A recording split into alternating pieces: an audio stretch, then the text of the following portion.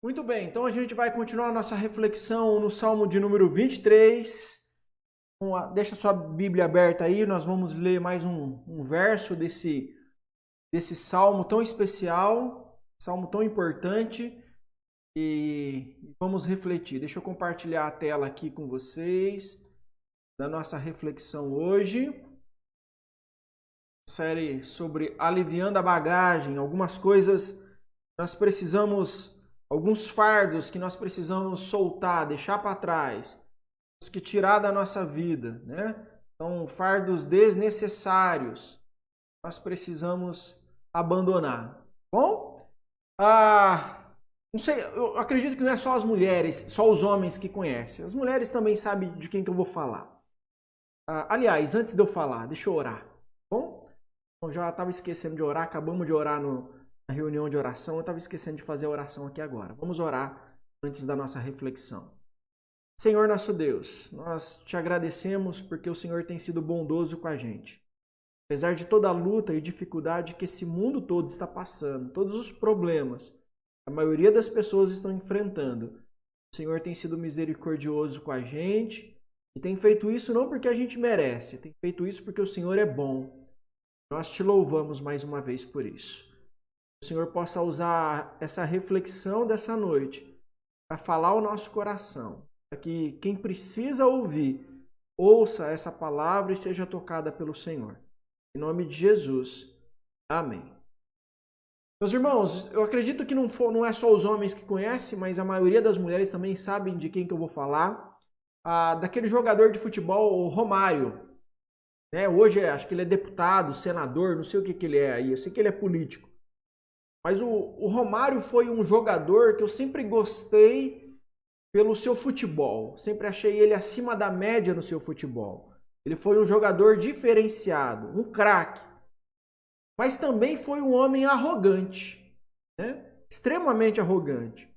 Ele costumava dizer que Deus tinha olhado para ele e tinha dito: "Você é o cara". Era assim que ele falava. Deus olhou para ele e disse: "Você é o cara".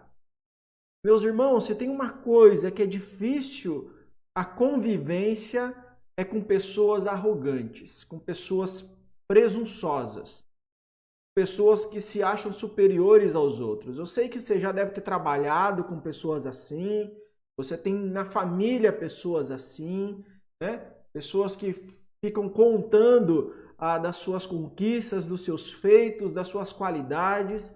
Ela tem pouco ouvidos para ouvir você. Ela gosta só de falar dela para você.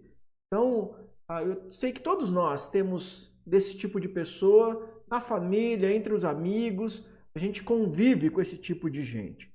Bom, o que eu queria falar nessa noite é que arrogância é um fardo. É um fardo que nós não podemos levar em nossa bagagem. Primeiro porque Deus odeia. Deus odeia o arrogante. Deus odeia o presunçoso. Deus odeia esse tipo de gente. Por exemplo, Provérbios capítulo 8, versículo 13 diz assim: temer ao Senhor é odiar o mal. Odeio o orgulho e a arrogância, o mau comportamento e o falar perverso. Então Deus odeia isso. Deus odeia esse tipo de gente. E sabe por que Deus odeia a arrogância? Sabe por que Deus não gosta de gente arrogante? Porque nós não temos feito coisa alguma pela qual ser orgulhoso. Nós não fizemos absolutamente nada que nos dê motivo para ser orgulhoso. A mensagem do Salmo 23 é que nós não temos nada pelo que se orgulhar. Absolutamente nada pelo que se orgulhar. Nós temos descanso, nós temos salvação, nós temos bênção, nós temos um lar no céu e nós não fizemos nada para merecer qualquer uma dessas coisas. Nenhuma delas nós temos porque nós merecemos. Pelo contrário, nós usamos muito na igreja a palavra graça.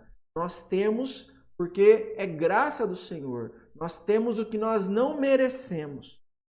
Olha quem fez todo o trabalho. O Salmo, a partir do versículo 2, a gente está está entrando no versículo 3, mas do 2 até o 5, diz assim, ó. Em verdes pastagens, note, me faz repousar e me conduz a águas tranquilas, restaura-me o vigor, guia-me nas veredas da justiça por amor do seu nome. Então, observe as expressões. Me faz, me conduz, me restaura, me guia. E aí continua. Mesmo quando eu andar por um vale de trevas e morte, não temerei perigo algum, pois tu estás comigo. A tua vara e o teu cajado me protegem. Preparas um banquete para mim à vista dos meus inimigos. De novo, preste atenção nessas expressões.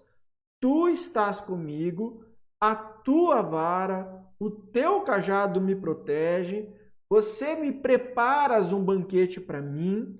E aí então encerra esse versículo dizendo: tu me honras, ungindo a minha cabeça com óleo e fazendo transbordar o meu cálice. Então, preste atenção nesses versículos aqui da Bíblia.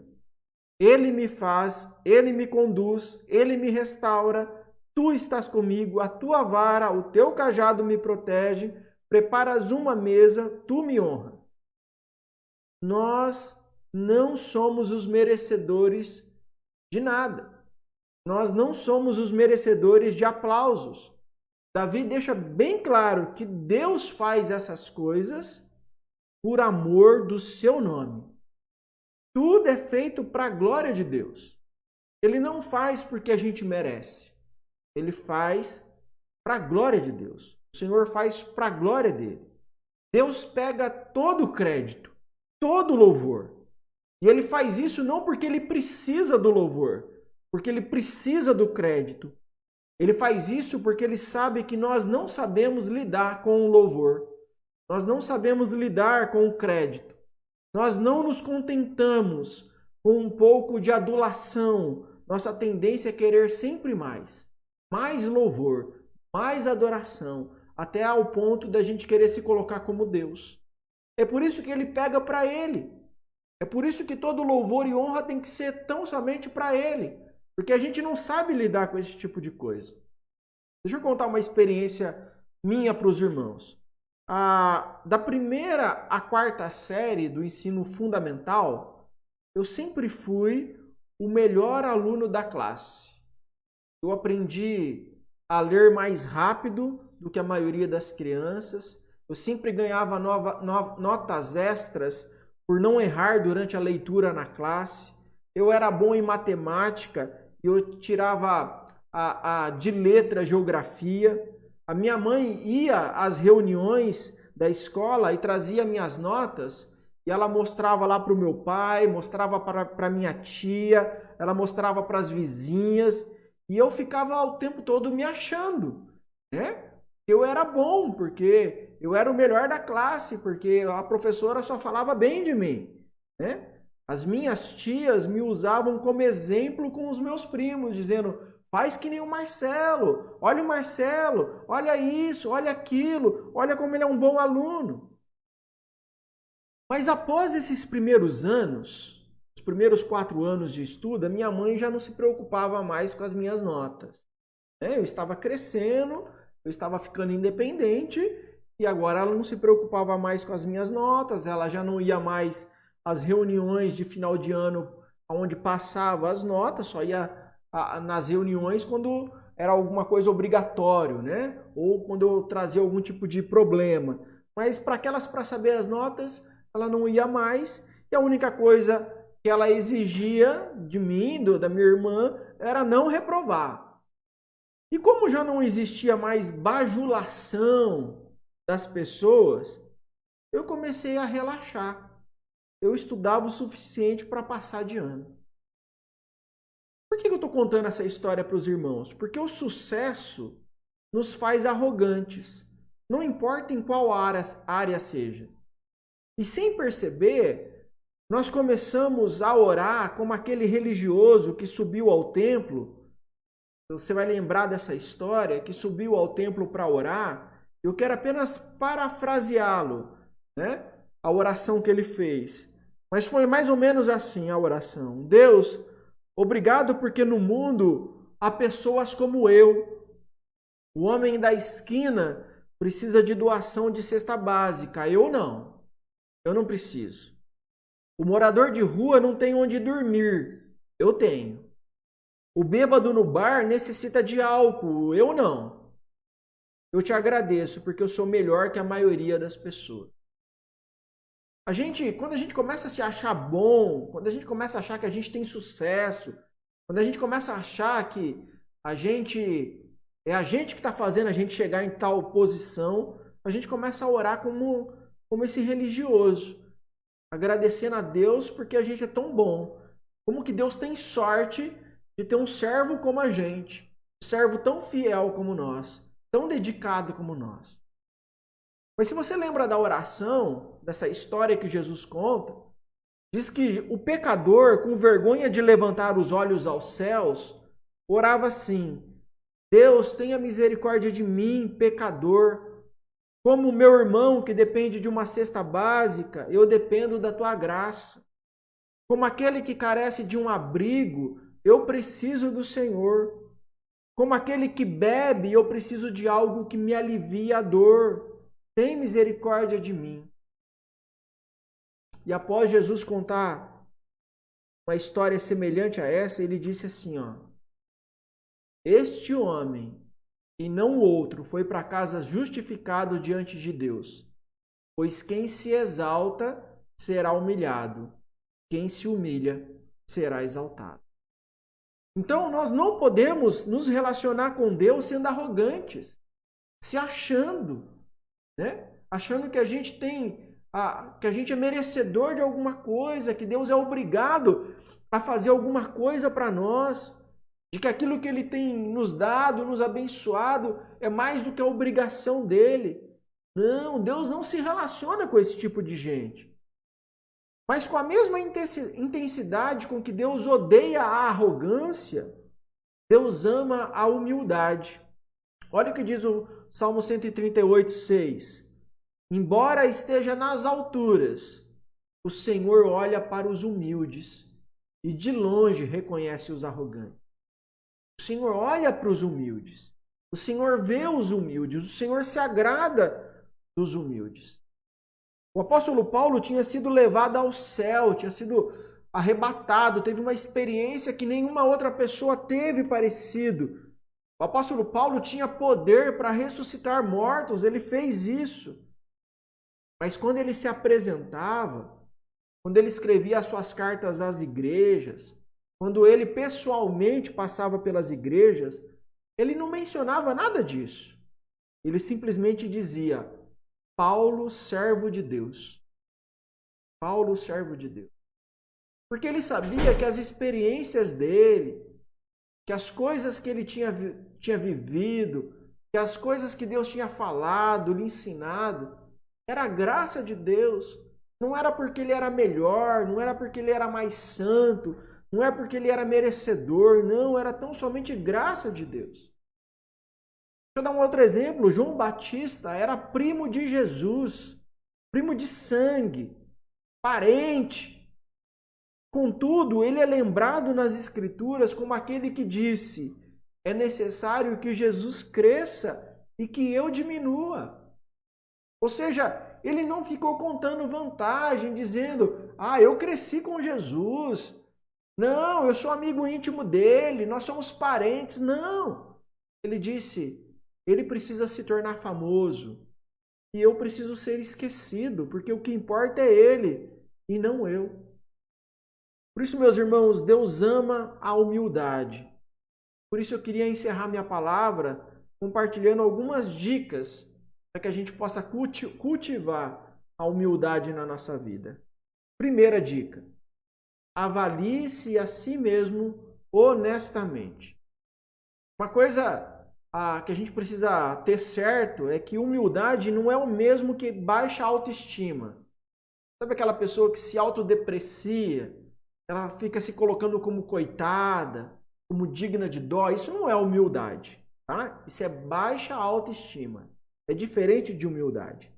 Ser humilde não significa você achar que não tem nada a oferecer. Significa que você sabe exatamente o que tem a oferecer e não mais do que isso. Então, a gente precisa se avaliar honestamente. Então, há algumas coisas que eu posso fazer, há algumas coisas que eu posso oferecer, mas não mais do que isso. Nós somos humanos, nós somos falhos. Então, a humildade, ela brota dentro do nosso coração quando a gente sabe aquilo que a gente pode dar e aquilo que a gente não pode dar. Quando a gente conhece as nossas virtudes, mas conhecemos também os nossos vícios. Quando a gente sabe das nossas qualidades, mas sabe também dos nossos defeitos. Então, a primeira coisa, avalie-se a si mesmo de maneira honesta. Tá?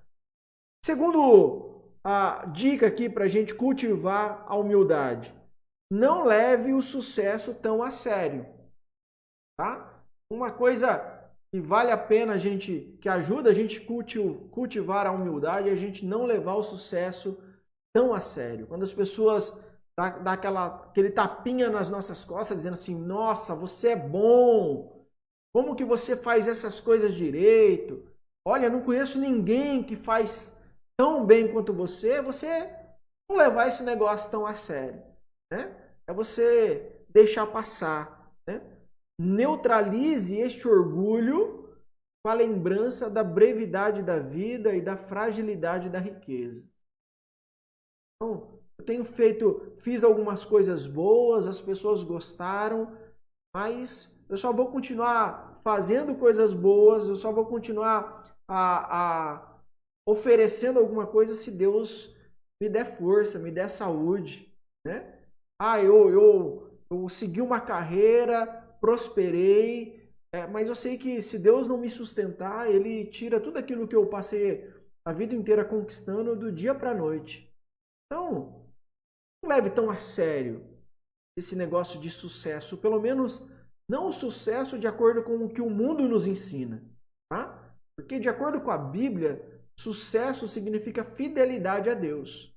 É um pouco diferente da maneira como o mundo entende sucesso. O mundo entende sucesso como a gente chegar lá, como a gente ter dinheiro, como a gente ganhar os prêmios, como a gente ser o melhor.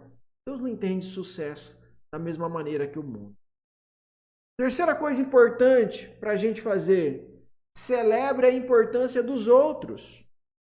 Então, nesse exemplo que eu dei da minha vida, no meu passado de notas altas, eu tinha um amigo, um vizinho, que estudava na mesma classe que eu e que estudava junto comigo. Né? A gente vivia indo um na casa do outro para estudar, para um se ajudar, naquilo que eu tinha dificuldade, ele me ajudava, naquilo que ele tinha dificuldade, eu ajudava. E a gente fazia uma espécie de competição. A gente competia para ver quem tirava as melhores notas. Sem ele, com certeza eu não conseguiria. Sem ele, eu não alcançaria aquelas notas. Então, na nossa vida também é assim. Sem as pessoas, a gente não chega a lugar algum. Então, o marido que tem sucesso na sua profissão tem que reconhecer a esposa que está dando o suporte para ele, que está dando tempo para ele, que está cuidando dos filhos e educando os filhos para ele ter sucesso na profissão. Então, a gente precisa reconhecer. Lá no trabalho, tem sempre algumas pessoas que têm nos ajudado, que têm nos dado oportunidades, na escola, em tantos outros lugares, na igreja, tá? Então, celebre a importância das outras pessoas.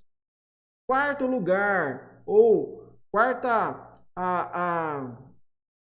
vamos pensar assim, dica para a gente cultivar a humildade é não exija privilégios.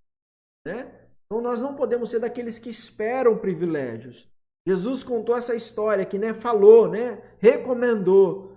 Mas quando você for convidado, ocupe o lugar menos importante, de forma que quando vier aquele que o convidou, diga-lhe, amigo, passe para um lugar mais importante. Então você será honrado na presença de todos os convidados. Porque Jesus conta o contrário. Se a gente vai lá e exige o privilégio, se a gente senta no lugar de honra, a gente corre o risco de ser envergonhado, porque aquele que nos convidou pode falar assim: dê um lugar para uma outra pessoa, dê um lugar para uma pessoa mais importante. Então a gente não exige privilégios. Se eles acontecerem, se eles vierem, ok. Nós recebemos de bom grado, né? Mas a gente não exige isso. Nós não precisamos disso. Isso ajuda a gente a manter a nossa vida humilde. Quinto lugar, nunca anuncie o seu sucesso antes que ele aconteça, né? Não celebre a sua vitória antes que ela aconteça.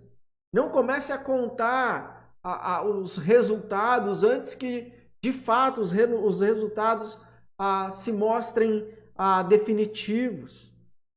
Um grande pregador do passado, o Spurgeon, ele treinou muitos jovens ministros, muitos outros pastores, né? E ele conta que numa ocasião, um aluno dele subiu para pregar na igreja e subiu cheio de confiança. Mas durante a pregação ele falhou miseravelmente, né? Falhou miseravelmente. E ele desceu do púlpito depois de ter falhado, depois de ter se confundido, depois de ter ficado nervoso. Ele desceu manso e humilde. E aí Spurgeon disse para ele: se você tivesse subido ao púlpito como desceu, ou seja, manso e humilde, você teria descido do púlpito como subiu, cheio de confiança. Então ele fez ao contrário, ele subiu cheio de confiança e desceu humilhado. Se ele tivesse subido humilde, ele teria descido cheio de confiança. Então a gente precisa aprender essa lição. E por fim, para a gente poder encerrar a reflexão dessa noite, viva ao pé da cruz. Se tem uma coisa que nos coloca no nosso devido lugar, é a gente viver à sombra da cruz. O apóstolo Paulo diz assim: quanto a mim, eu jamais me glorie, a não ser na cruz do nosso Senhor Jesus Cristo, por meio da qual o mundo foi crucificado para mim e eu para o mundo. Então, viver ao pé da cruz ou à sombra da cruz vai nos devolver a humildade. Não vai deixar a gente ser uma pessoa arrogante. Não vai fazer a gente carregar esse fardo da arrogância. Então a gente precisa ser esse tipo de pessoa. Bom, meus irmãos, Deus possa nos ajudar a sermos pessoas humildes. Se o Senhor nos abençoar, se a gente prosperar, se a gente tiver sucesso na nossa vida, isso jamais tire de nós a humildade. Porque se tem uma coisa que é insuportável, são pessoas arrogantes.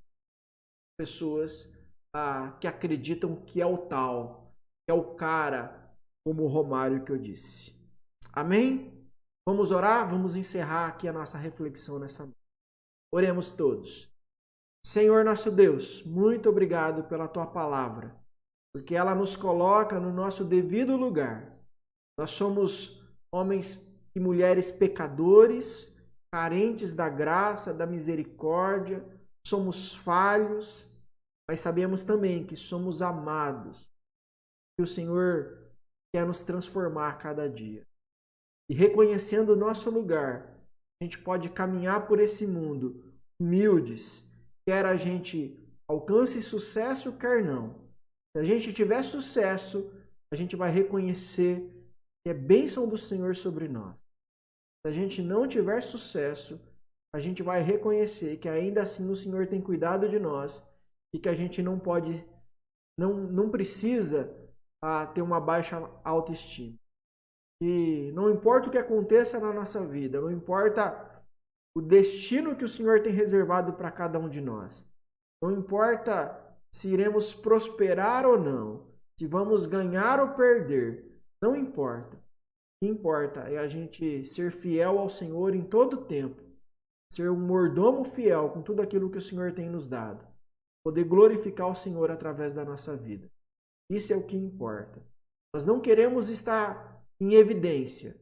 Se o Senhor nos colocar em evidência, seja para evidenciar o nome de Jesus Cristo, e não o nosso próprio nome. O que nós estamos fazendo aqui nessa terra é ajudando a construir o reino de Deus, não o nosso próprio reino. Nós queremos que Jesus seja conhecido, não nós mesmos. Por isso, nos abençoa e nos capacita. Ajuda-nos. Em nome de Jesus. Amém. Meus irmãos, Deus abençoe vocês. Tenham uma ótima noite.